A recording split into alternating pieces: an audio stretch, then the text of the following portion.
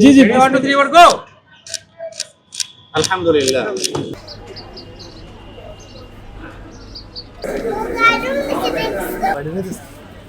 মন ভরে সিরাত ফেস্টিভ্যালটি উপভোগ করতে পারেননি তাদের জন্য গ্লোবাল রামাদান ফেস্ট একটি অন্যান্য সুযোগ। এই যে এখানে একটা সমন্বিত রূপ দেখতে পাচ্ছি, যেটা আমাদেরকে আর কি ইসলামী বিধান যাপনে যে শিক্ষাটা দেওয়া হয় তারা চেষ্টা করেছে। এটি অত্যন্ত আনন্দের বিষয় যে বাংলাদেশে প্রথমবারের মতো আয়োজিত হলো আন্তর্জাতিক মানের একটি গ্লোবাল রামাদান ফেস্ট।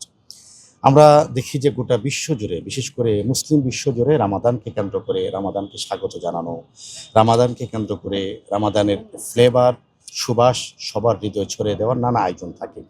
এই প্রথমবারের মতো আমার কাছে মনে হয়েছে বাংলাদেশে রামাদান গ্লোবাল ফেস্টের মাধ্যমে সেই উৎসব আমেজটি ছড়িয়ে দেওয়ার একটি সফল প্রচেষ্টা শুরু হয়েছে। ঢাকা রাজধানীর শুটিং ক্লাবে আজকে 10 রমজান থেকে আয়োজনটি শুরু হলো এবং 24শে রমজান পর্যন্ত ইনশাআল্লাহ তার আয়োজনটি চলবে।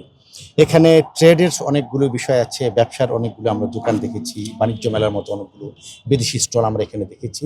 এর পাশাপাশি যেই কয়েকটি বিষয় আমার কাছে খুব ভালো লেগেছে, একটি হলো প্রতিদিন একটি করে ইসলামী হালাকার ব্যবস্থা করা হয়েছে। পাশাপাশি একটি মিউজিয়ামের ব্যবস্থা করা হয়েছে, যেখানে রাসূল করিম সাল্লাল্লাহু আলাইহি ওয়াসাল্লামের জীবনটা কেমন ছিল, নবীজির ঘর কেমন ছিল, নবীজি কী ধরনের ঘরে থাকতেন, নবীজির মেয়ে যারা হযরত ফাতেমা রাদিয়াল্লাহু তাআলা আনহা, তার স্ত্রী আম্মা জান আয়েশা রাদিয়াল্লাহু তাআলা আনহা, সে আরব্য জীবনটা কেমন ছিল এর একটি প্রতিকৃতির মতো করে, এর একটি প্রতিচ্ছায়ার মতো করে, একটি রেপ্লিকার মতো করে এখানে উপস্থাপন করা হয়েছে। আপনারা জেনে থাকবেন বাংলাদেশে প্রথমবারের মতো এই আয়োজনটি হয়েছিল ধানমন্ডি তাকওয়া মসজিদে। সারা দেশের লাখো নবী প্রেমিকদের উপচে ভরা ভিড় ছিল সেখানে। আমাদের সেখানে আয়োজনটি খুব সীমিত পরিসরে ছিল এবং সীমিত অবয়বে ছিল। তো আমার কাছে মনে হয়েছে এবার রামাদান ফেস্টের অন্যান্য আয়োজনের পাশাপাশি সিরাত মিউজিয়ামের যে আয়োজনটি তারা রেখেছেন, বাংলাদেশের যে সকল নবী প্রেমিক দর্শকরা মন ভরে সিরাত ফেস্টিভ্যালটি উপভোগ করতে পারেননি, তাদের জন্য গ্লোবাল রামাদান ফেস্ট একটি অন্যান্য সুযোগ। এক্সট্রিম মশার কয়েল প্ল্যান্ট ফাইবার দিয়ে তৈরি, ডেঙ্গু চিকুনগুনিয়া বাহি সহ যে কোনো মশার বিরুদ্ধে দেয় এক্সট্রিম সুরক্ষা। যখনই রমজান মাস আসে, রমজানকে কেন্দ্র করে আমাদের মাঝে একটা মৌসুমি বার্তা আসে, আর সেই মৌসুমি বার্তাটার নাম হলো ইবাদতের মৌসুম। আমাদের যাপিত জীবনের ক্ষেত্রে আমরা জানি যে আমাদের হাটবাজার করতে হয়, আমাদের কেনাকাটা করতে হয়, আমাদের অনেক কিছু লাগে। কিন্তু পাশাপাশি আমি যেখানে হয়তো একটু কেনাকাটা করতে যাব বা আমি আমার কোনো প্রয়োজনে সেখানে যাব, সেখানে যদি আমার জন্য একটু নামাজের ব্যবস্থা থাকে, সেটা নারী হোক বা পুরুষ হোক, এটা নিঃসন্দেহে এটাই তো দাবি, ইমানের দাবি তো এটাই।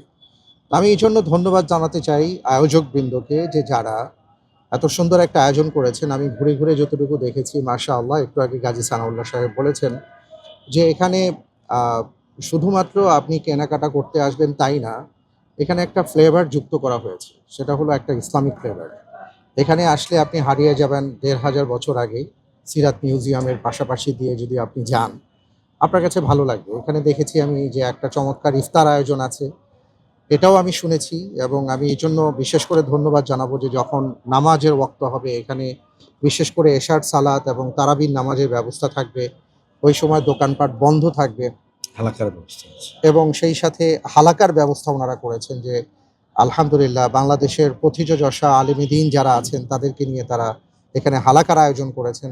অর্থাৎ এক কথায় বলতে পারি যে এখানে একটা সমন্বিত রূপ দেখতে পাচ্ছি, যেটা আমাদেরকে আর কি ইসলামী বিধান যাপনে যে শিক্ষাটা দেওয়া হয় তারা চেষ্টা করেছেন। এই জন্য আমি তাদেরকে ধন্যবাদ। প্যারাগন ক্যাটারিং বা আজয় ইভেন্টস বা শুটিং ক্লাব সবসময় চেষ্টা করে ভালো কিছুর সাথে থাকার। এর আগেও আপনারা জানেন কিছুদিন আগেও একটা ওয়েডিং কার্নিভাল করেছিল, সেটাও খুব সুন্দরভাবে করেছে।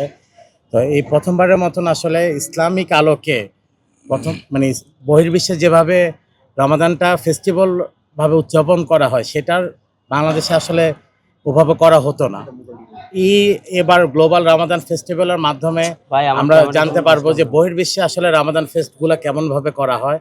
সেটার জন্য প্যারাগন ক্যাটারিং, আজয় ইভেন্টস, শুটিং ক্লাবকে অবশ্যই প্রশংসার দাবিদার রাখে।